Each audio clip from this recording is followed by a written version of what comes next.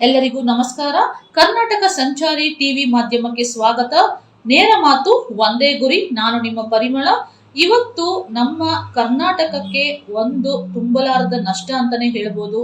ನಾವು ಒಬ್ಬ ಮಹಾನ್ ವ್ಯಕ್ತಿಯನ್ನ ಕಳ್ಕೊಂಡಿದ್ದೀವಿ.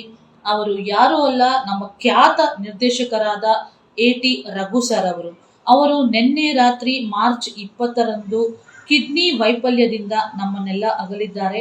ಈ ಒಂದು ನಿಧನ ಕರ್ನಾಟಕ ಚಲನಚಿತ್ರೋದ್ಯಮಕ್ಕೆ ತುಂಬಲಾರದ ನಷ್ಟ ಅಂತಾನೆ ಹೇಳ್ಬೋದು. ಇವರು ಸುಮಾರು 32 ಚಿತ್ರಗಳನ್ನ ನಿರ್ದೇಶನ ಮಾಡಿದ್ದಾರೆ.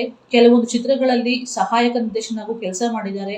ನಮ್ಮ ರೆಬಲ್ ಸ್ಟಾರ್ ಅಂಬರೀಷ್ ಅವರಿಗೆ 22 ಚಲನಚಿತ್ರಗಳನ್ನು ಇವರು ನಿರ್ದೇಶನ ಮಾಡಿದ್ದಾರೆ. ಅದು ಒಂದು ವಿಶೇಷ ಅಂತಾನೆ ಹೇಳ್ಬೋದು. ಅದಲ್ಲದೆ ಟೈಗರ್ ಪ್ರಭಾಕರ್ ಸರ್ ಅವರಿಗೂ ಕೂಡ ಇವರು ನಿರ್ದೇಶನವನ್ನ ಮಾಡಿದ್ದಾರೆ. ಸೊ ಇದು ಒಂದು ತುಂಬಲಾರದ ನಷ್ಟ. ನಮ್ಮ ಕರ್ನಾಟಕ ಸಂಚಾರಿ ಟಿವಿ ಚಾನೆಲ್ ವತಿಯಿಂದ ಅವರಿಗೆ ಭಾವಪೂರ್ಣ ಶ್ರದ್ಧಾಂಜಲಿ. ಅವರ ಆತ್ಮಕ್ಕೆ ಸದಾ ಶಾಂತಿ ಸಿಗಲಿ.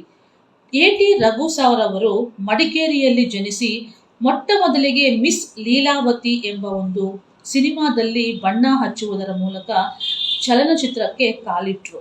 ಸೊ ಅಲ್ಲಿಂದ ಅವರು ಚಲನಚಿತ್ರದ ಪ್ರಯಾಣ ಅವ್ರದ್ದು ಸ್ಟಾರ್ಟ್ ಆಯಿತು. ಸೊ ಅಲ್ಲಿಂದ 32 ಚಲನಚಿತ್ರಗಳನ್ನು ನಿರ್ದೇಶನ ಮಾಡಿದ್ದಾರೆ. ಅದರಲ್ಲಿ 22 ರೆಬಲ್ ಸ್ಟಾರ್ ಅಂಬರೀಷ್ ಸರ್ ಅವರದ್ದು ಅನ್ನೋದು ಒಂದು ಪ್ರಾಮುಖ್ಯತೆ.